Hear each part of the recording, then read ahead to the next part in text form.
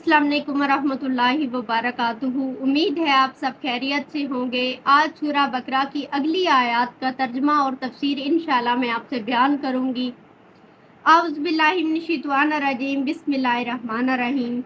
व अल्लमा आदमल अस्माअ कुल्लहा सुम्मा अरदाहुम अलल मलाइकाति फ़क़ाल अंबिऊनी बिअस्माइ हाउलाई इन कुंतुम स्वादिकीन।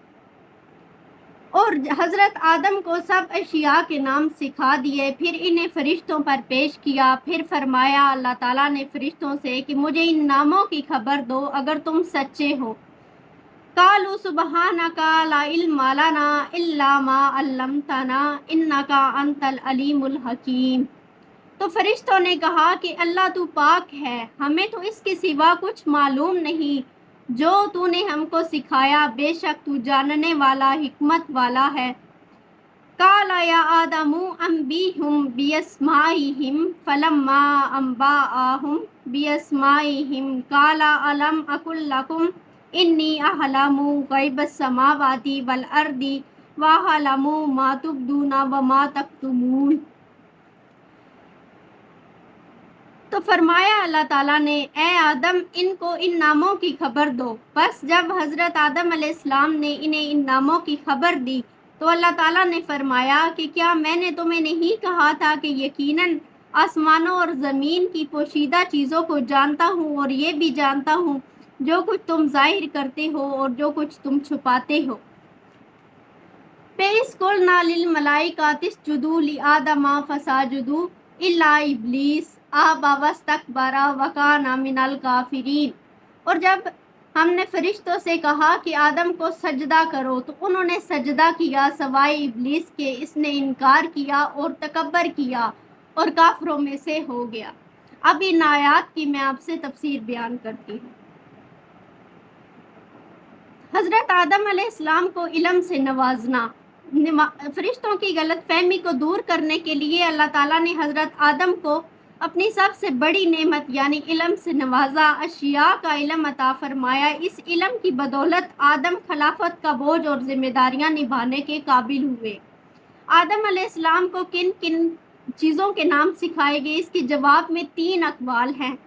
इससे मुराद तमाम चीज़ों के नाम हैं, फरिश्तों के नाम हैं, हज़रत आदम अलैहिस्सलाम की औलाद के नाम हैं। बाज़ मुफस्सरीन के नज़दीक मखलूक़े खुदा के नाम थे, मुख्तलिफ ममालिक की ज़ुबानें मुराद हैं, अंबिया और सालिहा के नाम थे, रोज़मर्रा इस्तेमाल की चीज़ों और ख़वास और मालूमात इस्माए इलाही मुराद है।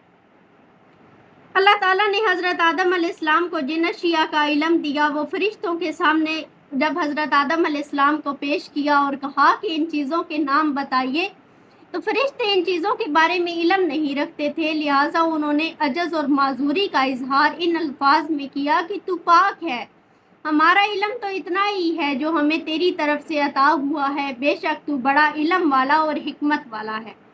फिर अल्लाह ताला ने हज़रत आदम अलैहिस्सलाम को कहा कि इन चीज़ों के नाम बताओ तो उन्होंने बिला झिझक सब कुछ बता दिया। फरिश्तों को हज़रत आदम अलैहिस्सलाम की इल्मी बरतरी और फजीलत का एतराफ़ करना पड़ा, जिस पर अल्लाह ताला ने फरमाया कि मैं ना कहता था कि मैं कायनात के तमाम मख्फी अमूर पर कादर हूँ। आयत के आखिरी हिस्से में अल्लाह ताला ने जो है इस आयत के आखिरी हिस्से में अल्लाह ताला ने अपनी सिफत जो है उस आलिमुल गैब का इजहार किया है। बेशक अल्लाह ताला जो है आसमान और ज़मीन के गयूब को बेहतर जानते हैं और वो कुछ भी जानते हैं जो लोग ज़ाहिर करते हैं और जो छुपाते हैं। जब फरिश्ते आदम अलैहिस्सलाम के मुकाबले में लाजवाब रह गए तो उसके बाद अल्लाह ताला ने फरमाया कि क्या मैंने नहीं कहा था कि मैं ज़मीन और आसमान का गैब जानता हूँ और मुझे इल्म है जो कुछ तुम जाहिर करते हो और जो छुपाते हो। इस फ़िक्रे से मुराद है कि तुम्हारे मन जी में जो गुमान है कि हम अशरफुल मखलूक़ात हैं और ये फजीलत हमारे लिए हमेशा हमेशा होगी। अल्लाह ताला की मुराद ये है कि मुझे तुम्हारे एहसास बरतरी का इल्म है। इस आयत से साबित हुआ कि इल्म इबादत से अफजल है, यानी फरिश्ते इबादत में इस हद तक बड़े हुए हैं कि वो गुनाहों से पाक हैं, लेकिन चूँकि इल्म इंसानों ही को अता हुआ है और मलाइका ने इसे तस्लीम भी किया है, इस तरह इस इल्म की बदौलत फरिश्तों पर हज़रत आदम अलैहिस्सलाम की फजीलत और इस्तेहकाक खिलाफत साबित हो गया। اللہ تعالیٰ نے فرشتوں کے اس احساس برتری کو ختم کرنے کے لیے انہیں حکم دیا کہ آدم علیہ السلام کو سجدہ کریں۔ یہاں سجدے سے مراد تعظیم ہے، یعنی کہ حضرت آدم کے سامنے سر تسلیم ہم کرنا اور خلافت آدم کا اقرار کرنا ہے۔ یہ عبودیت کا سجدہ نہ تھا، بلکہ حضرت آدم علیہ السلام کی افضلیت کا اعتراف تھا۔ سب فرشتے حضرت آدم علیہ السلام کے آگے جھک گئے اور ان کی خلافت تسلیم کر لی۔ ابلیس کا لفظ جو ہے وہ ابلاس بلد سے نکلا ہے۔ ابلاس کے معنی ہے بلائی سے نا امید کر دینا، لہٰذا ابلیس کے لغوی معنی ہوئے وہ جسے بلائی سے محروم کر دیا گیا ہو۔ ابلیس کے بارے میں مندرجہ ذیل اقوال ہیں۔ ابلیس ایک جن تھا جو بڑا مشہور اور عابد تھا اور فرشتوں میں بود و باش رکھتا تھا، جیسا کہ قرآن مجید میں ارشاد ہوا ہے کہ وہ جنوں میں سے تھا۔ قرآن حکیم سے ثابت ہوا کہ ابلیس کی تخلیق آگ سے ہوئی۔ اگر وہ فرشتہ ہوتا تو نارا کی بجائے نوری ہوتا۔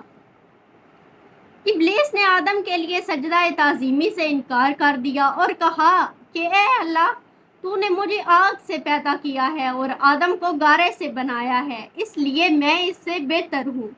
ابلیس اس تکبر اور نافرمانی کی وجہ سے ایمان سے خارج ہو گیا۔ اللہ تعالیٰ نے اسے اپنی بارگاہ سے نکال دیا، لیکن ابلیس کا گھمنڈ پھر بھی کم نہ ہوا۔ اس نے اللہ تعالیٰ سے کہا کہ تو نے آدم کو اس لیے پیدا کیا کہ تیری سیدھی راہ پر چلے، تو میں بھی دیکھوں گا کہ وہ کیسے صراط مستقیم پر چلتا ہے۔ میں چاروں طرف سے گھات لگا کر اس کو گمراہ کروں گا، لہٰذا اس کا نام شیطان پڑ گیا اور یہ کفر کرنے والوں میں شامل ہو گیا۔ تو شیطان ہمارا کھلا دشمن ہے، اس لیے ہمیں اس کے بہکاوے میں نہیں آنا چاہیے۔ اللہ تعالیٰ ہم سب کو جو ہے وہ سیدھے راستے پہ چلنے کی توفیق دے۔